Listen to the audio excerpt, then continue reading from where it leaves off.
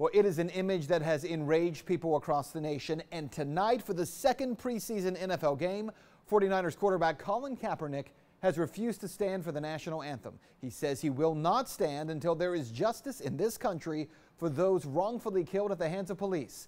Tonight, we take a look at the bizarre history of the anthem and why outrage may be pointed in the wrong direction.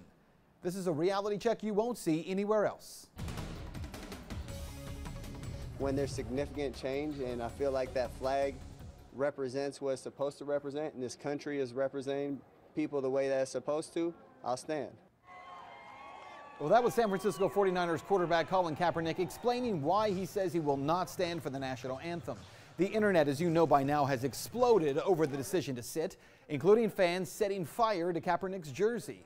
But interestingly, Kaepernick won't stand for an anthem that, as it turns out, celebrates the death of slaves. And I'm willing to bet you had no idea about this, because the only part of the story that we sing is the first verse. And yet, if you keep singing, the Star-Spangled Banner says much more than you might think. Let's start here, because the Star-Spangled Banner came to be during the War of 1812. It was written by Francis Scott Key. The War of 1812 was a war in which the United States attempted to take Canada from the British Empire. But the U.S. underestimated the British, who were able to overrun Washington, D.C.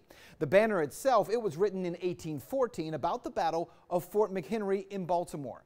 But as explained in an article by The Intercept, one of the missing parts of history is that part of the reason the British have been so successful during that war was their active recruitment of American slaves. Whole families found their way to the ships of the British, who accepted everyone and pledged that no one would be given back to their owners. Adult men were trained to create a regiment called Colonial Marines, who participated in many of the most important battles, including the August 1814 raid on Washington. Then on the night of September 13, 1814, the British bombarded Fort McHenry. Key, seeing the fort's flag the next morning, was inspired to write the lyrics for the Star-Spangled Banner. So without question, American slaves played a role in fighting against Americans in that battle. About 6,000 former slaves total fought with the British to secure their own freedom. And Key, he speaks of them when he writes this: "No refuge could save the hireling and slave from the terror of flight or the gloom of the grave, and the Star-Spangled Banner in triumph doth wave o'er the land of the free and the home of the brave." Which candidly turns the anthem as we know it on its head. See, for those slaves, this was not a land of the free. Reality check: during the War of 1812, there actually was one group fighting for their freedom, and the Star-Spangled Banner celebrates America's triumph over them. There's a lot of things that need to change. One specifically is police brutality. There's people being murdered unjustly and not being held accountable. Cops are getting paid leave for killing people. So what you need to know is that for all the outrage over Colin Kaepernick, let's end here with a question. In 2015 alone, 102 unarmed black men were killed by police nationwide, and hundreds have died every year. 2014, remember this guy, Eric Gardner? He was choked to death by police because he had sold loose-leaf cigarettes. No officer was charged.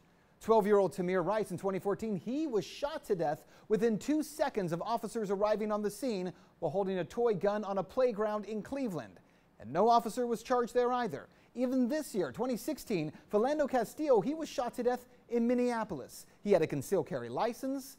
He never touched his gun. Yes, he had a gun on him, but he told the officer about it. And yet he was shot to death anyway. And these are only 3 faces of the hundreds of unarmed black men who have died at the hands of police officers. Now here's the question. If you feel outrage when you see this picture of Kaepernick sitting down, and yet you do not feel any outrage when you see these images, well, quite candidly, isn't that part of the problem? That's Reality Check. Let's talk about that tonight on Twitter.